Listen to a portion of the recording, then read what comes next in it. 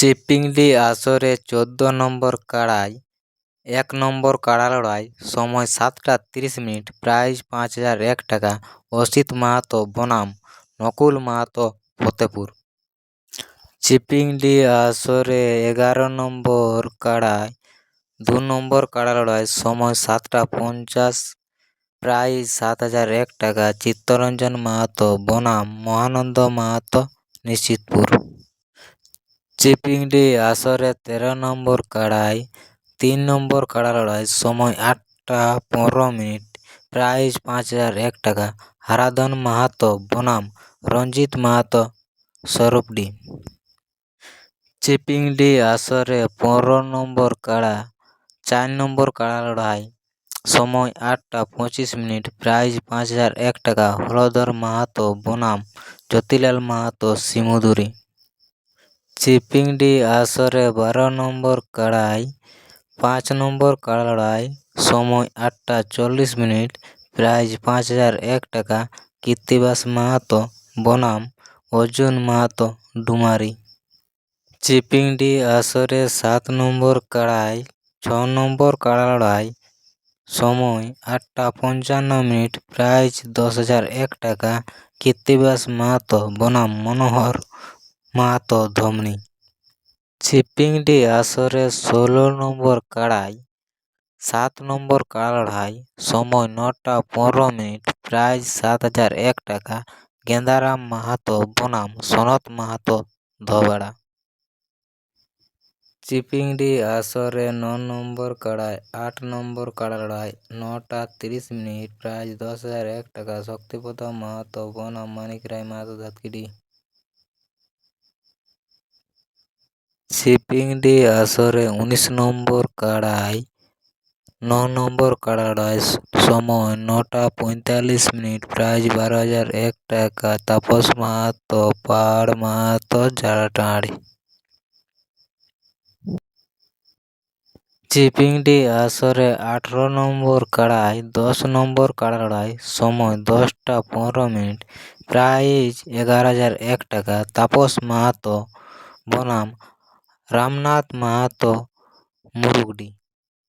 চিপিংডি আসরে ৬ নম্বর কাড়ায় ১১ নম্বর কাড়া লড়াই, সময় ১০টা ৩০ মিনিট, প্রাইজ ১২,০০১ টাকা। গুণধর মাহাতো বনাম কবিরাজ মাহাতো রোহিণীগাড়া। চিপিংডি আসরে ১ নম্বর কাড়ায় ১২ নম্বর কাড়া লড়াই, সময় ১০টা ৫০ মিনিট, প্রাইজ ৫১,০০১ টাকা। দামোদর মাহাতো বনাম লক্ষ্মীকান্ত মাহাতো কাঁসিডি। চিপিংডি আসরে ৮ নম্বর কাড়ায় ১৩ নম্বর কাড়া লড়াই, সময় ১১টা ১৫ মিনিট, প্রাইজ ১০,০০১ টাকা। ফুটু মাহাতো বনাম স্বরূপ মাহাতো টুড্যাং। চিপিংডি আসরে ১০ নম্বর কাড়ায় ১৪ নম্বর কাড়া লড়াই, সময় ১১টা ৩৫ মিনিট, প্রাইজ ৭,০০১ টাকা। ফুটু মাহাতো বনাম রাধানাথ মাহাতো মণিপুর। চিপিংডি আসরে ২ নম্বর কাড়ায় ১৫ নম্বর কাড়া লড়াই, সময় ১১টা ৫০ মিনিট, প্রাইজ ৫১,০০১ টাকা। দামোদর মাহাতো বনাম সমর মাহাতো কুড়ুপতুপা।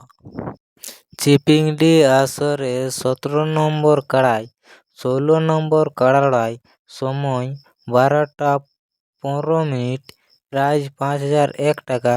জাগরণ মাহাতো বনাম জ্যোৎস্না মাহাতো শস্যাবল।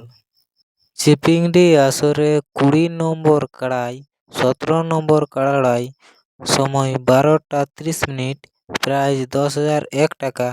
কানাইলাল মাহাতো বনাম সন্তোষ মাহাতো। চিপিংডি আসরে ২১ নম্বর কাড়ায় ১৮ নম্বর কাড়া লড়াই, সময় ১২টা ৫০ মিনিট, ১০,০০০, প্রাইজ ১০,০০১ টাকা। কানাইলাল মাহাতো বনাম লুধু মাহাতো টুড্যাং। চিপিংডি আসরে ৪ নম্বর কাড়ায় ১৯ নম্বর কাড়া লড়াই, সময় ১টা ১৫ মিনিট, প্রাইজ ২১,০০১ টাকা। শচীনন্দ মাহাতো বনাম জগদীশ মাহাতো রগড়ি।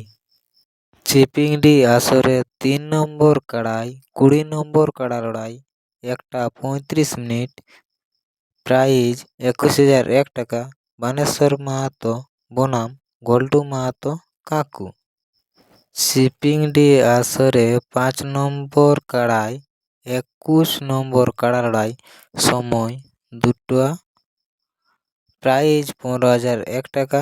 কৃষ্ণপদ মাহাতো বনাম অজয় মাহাতো মহুলবেড়া।